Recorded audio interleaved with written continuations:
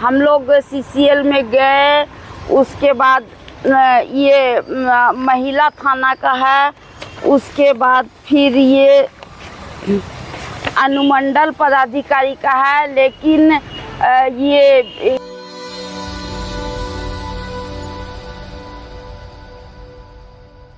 नमस्कार, हमारा कर्तव्य डिजिटल मीडिया में आपका स्वागत है।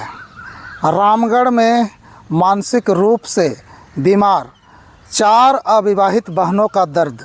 हिंदू धर्म ग्रंथों में भगवान कृष्ण ने द्रौपदी की लाज बचाकर भाई और रक्षक होने का धर्म निभाया था, लेकिन आज के दौर में क्या रिश्तों की वो मर्यादा खत्म होती जा रही है?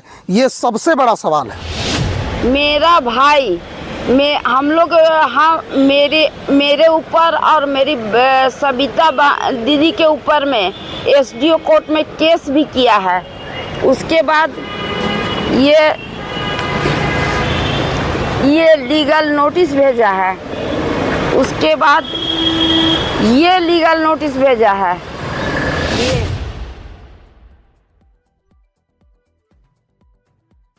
आरक्षण और हम बैठेंगे संसद में, पार्लियामेंट में, हम बनेंगे MP विधायक। देश भर में महिला अधिकार और महिला आरक्षण को लेकर बड़े बड़े आंदोलन हो रहे हैं। महिलाओं को समान सुरक्षा और बराबरी का अधिकार दिलाने की बातें की जा रही है, लेकिन सवाल यह है कि उन महिलाओं का क्या होगा जिनका अपना भाई ही उन्हें घर से बेघर कर दे रहे हैं। मेरे भाई को मेरी भाभी एकदम बिल्कुल बस में कर लिया है। मेरा भाई उसी के बात पर चलता है और उसी से मेरा भाई मतलब हम लोगों को प्रताड़ित करना शुरू किया। 17 में हमको मेरे भाभी के साथ झगड़ा होने के कारण ही निकाल दिया गया घर से। कोल माइंस लेबर ऑर्गेनाइजेशन में कार्यरत पिता की 1988 में मौत के बाद परिवार पर दुखों का पहाड़ टूट पड़ा। मां को मिलने वाली पेंशन से किसी तरह घर चल रहा था, लेकिन 2002 में मां के निधन के बाद हालात और भी बदतर हो गए। चारों बहनों का आरोप है कि पिता की जगह नौकरी पाने वाले भाई उपेंद्र नाथ मुखर्जी ने परिवार का सहारा बनने की बजाय उन्हें प्रताड़ित करना शुरू कर दिया।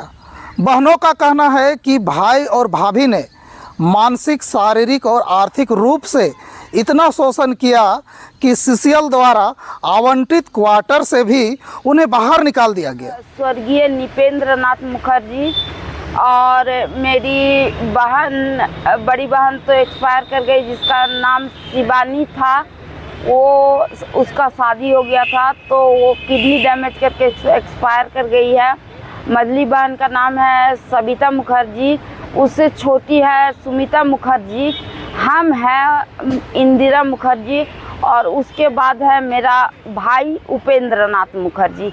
पता नहीं क्या मेरे बड़े पापा का बेटा को ये क्या सूझा कि मेरे बड़े पापा का बेटा उसी को नौकरी देने के लिए चुने, जबकि 88 में मैट्रिक का एग्ज़ाम दे करके पास हम हुए थे। एक तरफ भाई के पास करोड़ों की संपत्ति, अपार्टमेंट और गाड़ियां हैं, दूसरी तरफ 4 बहनें आज किराए के एक छोटे से कमरे में ज़िंदगी काटने को मजबूर हैं।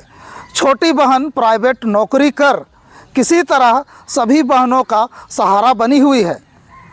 आज यह मामला सिर्फ 4 बहनों की पीड़ा की नहीं, बल्कि समाज के सामने एक बड़ा सवाल है। जब घर के अंदर ही महिलाओं को सम्मान और सुरक्षा नहीं मिलेगी, तब तक महिला सशक्तिकरण के बड़े बड़े दावे कितने सफल होंगे? अब इन पीड़ित बहनों ने रामगढ़ उपायुक्त से न्याय की गुहार लगाई है। देखना होगा कि प्रशासन इन बहनों को इंसाफ दिला पाता है या नहीं। ऐसे ही खबर देखने के लिए हमारा कर्तव्य YouTube को सब्सक्राइब करें, Facebook पेज को फॉलो करें। अभी के लिए इतना ही। मैं बिक्की बेदिया, धन्यवाद, जोहार।